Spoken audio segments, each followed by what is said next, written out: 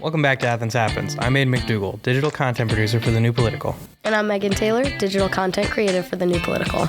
Athens Happens is a podcast brought to you by The New Political, a student publication dedicated to explaining the nuances of Ohio University, Athens, and state politics. You can find new episodes at thenewpolitical.com or wherever else podcasts can be downloaded.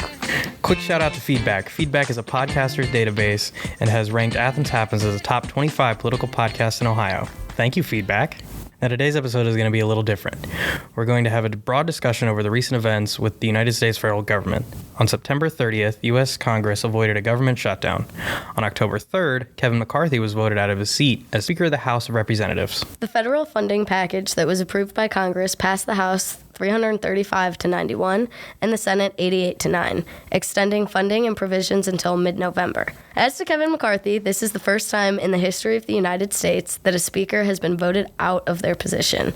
A resolution proposed by Florida Representative Matt Gaetz received support from 216 representatives, 208 Democrats and 8 being Republicans. Today, we are here with The New Political's editor-in-chief, Henry Jost, to discuss the events unfolding within the federal government. Hi, Henry. Hi, guys. Welcome back to Athens Happens, and if you could, please tell us a little bit about yourself. Yeah, my name is Henry Jost. I'm the editor-in-chief of The New Political this year. Well, great to have you. And I think what we're going to do is just jump right into the first question. Well, what are your thoughts on the fact that we currently don't have a Speaker of the House? I think it shows that 8 representatives voted to oust Kevin McCarthy. I think the Republicans have such a small edge in terms of their majority. I mean, it's only a few members gave the Republicans the majority in the House. And, 200 and something Republicans stood by Kevin McCarthy and said, yeah, we're going to vote to keep him as Speaker. But when you have 8 hard right conservative Republicans that decide to bring this vote to the floor and remove Kevin McCarthy, even when a majority of Republicans did not want this to go down, I think it shows really the influence that these hard right Republicans have in terms of power. Not having a speaker right now makes me weary. It's an odd position to be in. I mean, we're seeing this as the first time in history that the Speaker of the House is thrown out of their seat as is. So it's kind of treading in new water that we haven't experienced lately ever. But it also, we know what it took to get McCarthy in that spot, and then to just know that we're going to be back in that cycle. We're on a time crunch. There's not a lot of agreement across party lines right now in the House anyways. So I think it is cause for concern that right now we don't have a Speaker of the House. I also think it's so destructive that, whether this is on the Republican side or the Democrat side, Matt Gaetz, who decided to bring this vote to oust McCarthy, he's not running for Speaker. These 8 Republicans aren't saying who they want as Speaker. Knowing that that the government could potentially shut down in 44 days, I think that's what the count was when they held this vote. It just seems pretty reckless without a long-term game plan, just because Matt Gaetz hates McCarthy. Is that really a reason to hold the entire House of Representatives hostage? Well, I mean, the only thing that I have to add onto that is, we all know it's the House of Representatives, and Matt Gaetz, into what I think, which is kind of something I discussed this morning, is that he's just playing that big game of politics of he can go back to Florida and be like, and go to his constituency and be like, look, I got rid of McCarthy. I did this. But like that whole group of 8 consists of Biggs from Arizona, Buck from Colorado, Burchett from Tennessee, Crane from Arizona, Gaetz from Florida, Good of Virginia, Mace of South Carolina, and Rosendale of Montana. So currently, none of those 8 are seeking that spot of speaker, but with McCarthy out, we do have that speaker pro tem who is Patrick McHenry from North Carolina. And based on how he slammed that gavel at the very end of that whole situation, I mean, yes, it showed that he was very angry and not happy with the situation because it's such a dumb game of politics. It's such a weird way to go about it to where, yeah, I understand the Democrats voted it along their party lines, but to have that 8 overpower, like just one Speaker of the House is kind of crazy. And I just think it's weird. But for me, it's really exciting because this means I get to sit and watch C-SPAN for a while and just see what's going on. And from like a political game, I don't know. I've heard this conversation thrown around that why didn't the Democrats kind of come through and, you know, have a couple of them vote for Kevin McCarthy to keep him and keep the government running. But I don't think the Republicans would have done that for Nancy Pelosi or Hakeem Jeffries if their situation was reversed. I just don't feel like if this was happening on the Democrat side, I don't think it's a Republican's responsibility to help out the speaker, and I don't think it's a Democrat's responsibility to help out Kevin McCarthy. Henry, back to your point about this being reckless, I feel like it's also kind of taking the faith out of the House for Americans. Like, we're sitting here and we're watching it happen right in front of us, all of these new political anomalies that are happening like this, the move to remove the Speaker of the House. And so I think overall, it's not good. Not good for the Republican Party, at least. Definitely not good for the Republican Party. I think the Democrats held up to what they believed in. I mean, Kevin McCarthy publicly shamed them, and so why would they have your back at the end of the day? But definitely not a good look for Republicans either with how this is going in the situation we're in. What do you think about the ousting of Kevin McCarthy as Speaker says about our current state of democracy?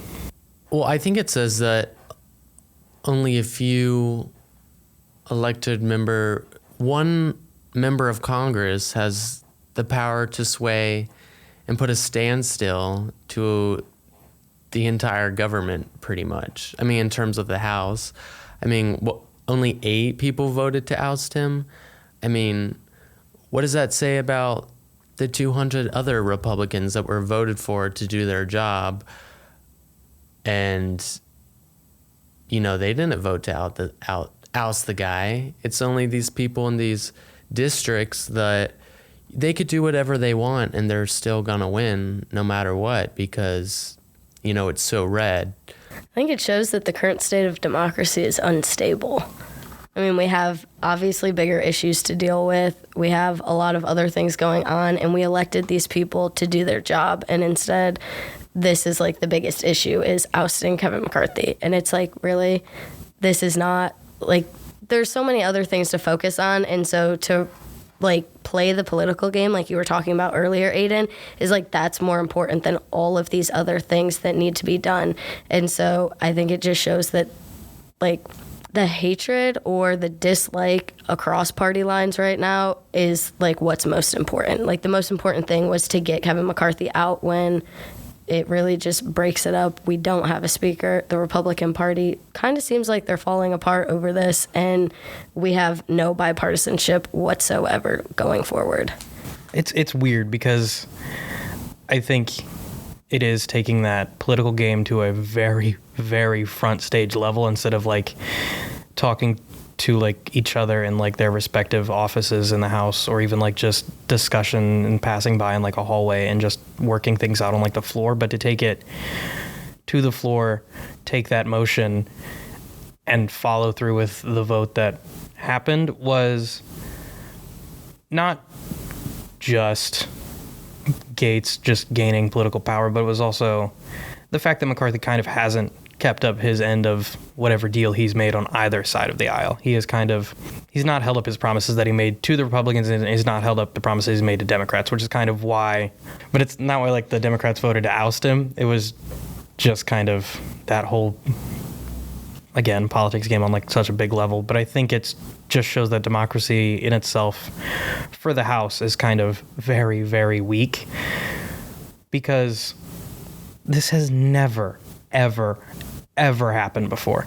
Ever. There's been calls for it, but every single vote previously, which has happened twice, has failed, because we kind of generally understand that might not be the best idea unless we have someone in our back pocket who could be really good in that spot.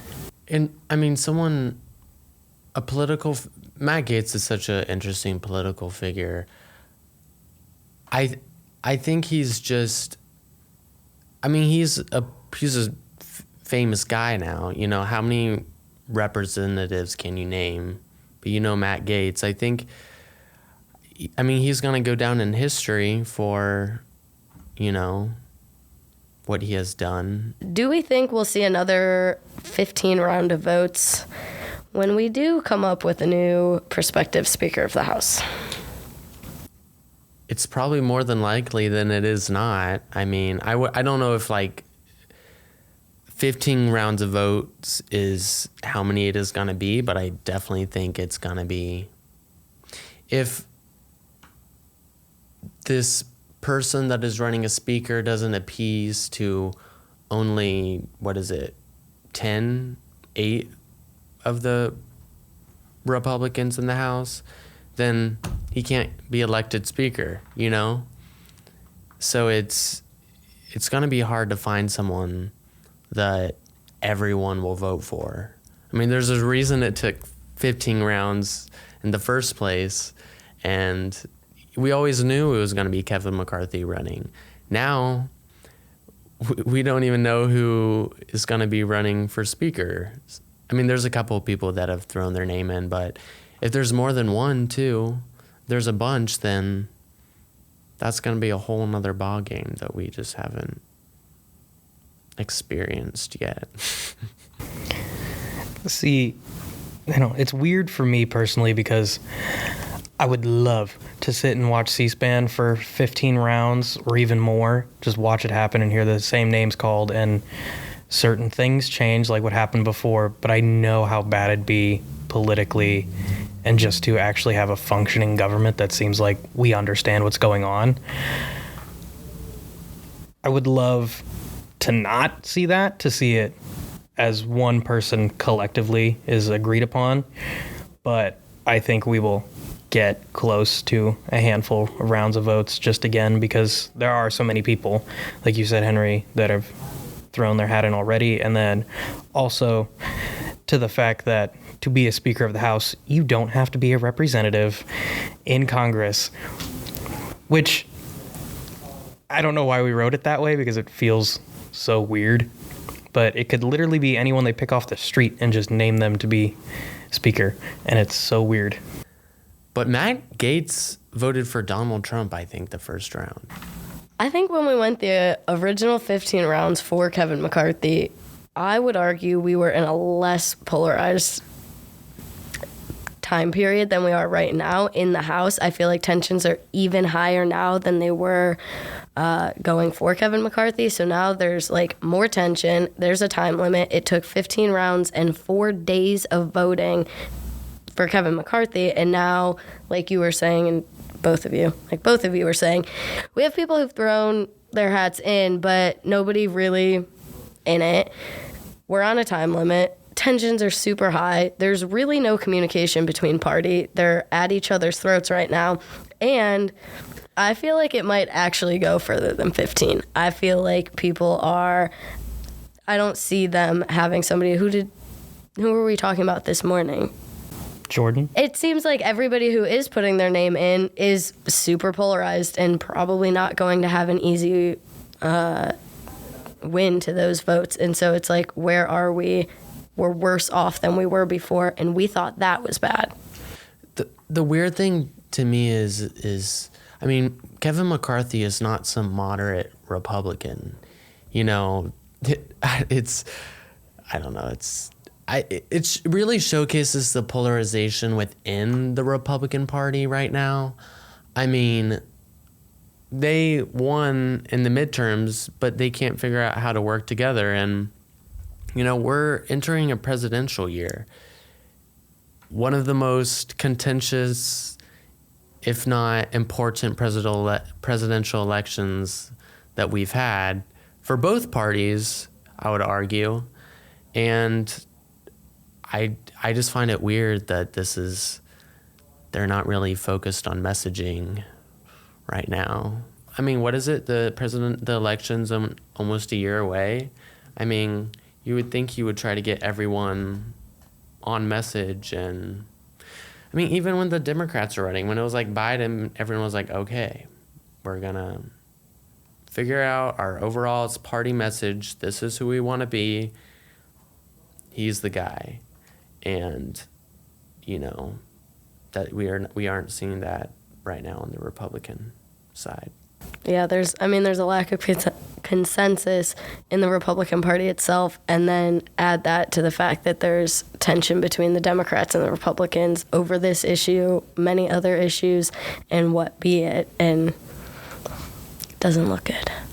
We're watching what looks like 7th and 8th grade drama play out. The way that people are making deals, going behind both parties' backs, and then just not holding up their end of the deal. And then people are not willing to compromise or agree on a person. We're trying to avoid a shutdown. It's like, what is happening? And this is where I think there's a reason that maybe trust or faith in the House of Representatives right now is probably going to fall substantially. So I guess with all of that, who do you think will take the seat as Speaker? Or who do you think has a chance based on what we've seen so far? I don't even think the Republicans know that right now. People are saying Steve Scalise. I know Jim Jordan put his hat in the ring. I don't think we can speak to that because I don't think they know right now, I mean, there's a few people that I'd like to see, but I have not a clue. Like Henry said, I don't think Republicans know. I don't think anybody has a clue who they're going to throw up there. And they're just going to have to come up with something if we want to make it to the end of the time period before we're facing another possible shutdown.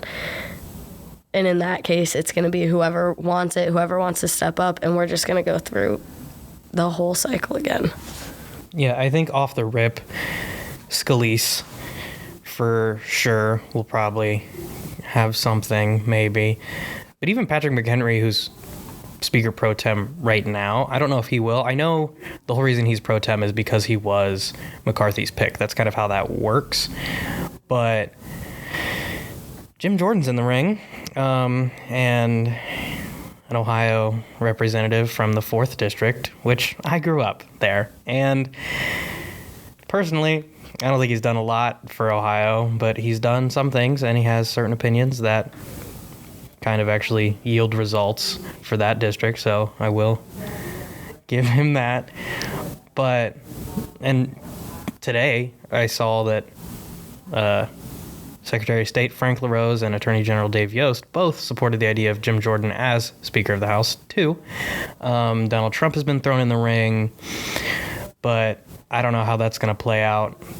Well, with all those indictments, which, too, as I don't know if a felon can be Speaker of the House, but I don't even know if it's possible for McCarthy to be Speaker of the House again. Because, I mean, Jim Jordan himself voted to keep McCarthy in this whole time, and then during the whole run, the first time around to make him Speaker, those 15 rounds, I'm pretty sure Jordan voted for him, majority of them. I think there might have been a couple he flipped on, but even throughout that whole process, Jordan himself was nominated during those 15 rounds and still didn't even think that was a great idea. So I don't know his name, but if you ever watch C-SPAN and you ever just enjoy the ongoings of the House, it's that redhead dude with glasses that stands right next to the speaker podium. He's always there, and he knows what to do at every single moment, has every single paper on every single thing being deliberated, and he's so on top of it. I still don't know his name, but I would love to see him actually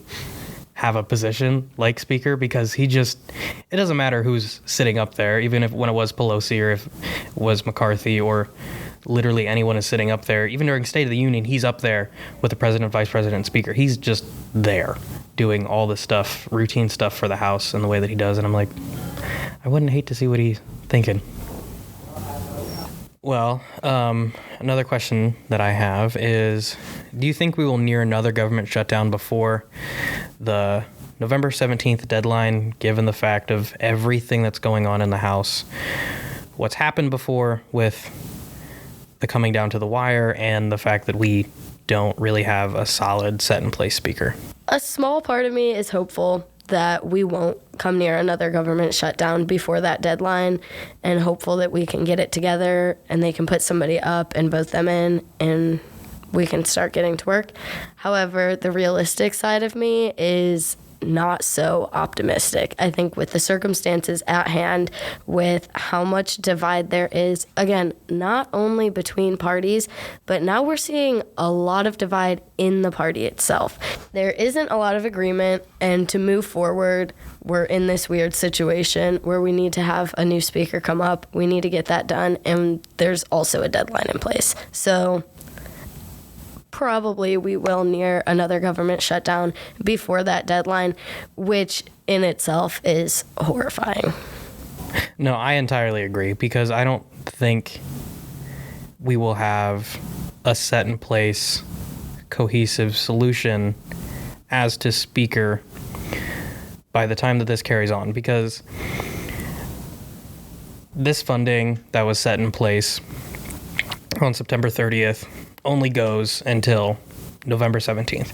I think by that time we will have a speaker. Don't know who it'll be, because I can't tell you that at this point. But given like what you just said, Megan, with all like the divide inside parties, is just going to make it so much harder to agree upon what should be in like a funding, or what should be in like a funding budget for the government, because one of the biggest debates within this previous one, and what we'll probably carry out, is the funding that the U.S. government is currently sending to Ukraine and that collective issue. But I can only be hopeful that we will have an agreeable, solid solution that works.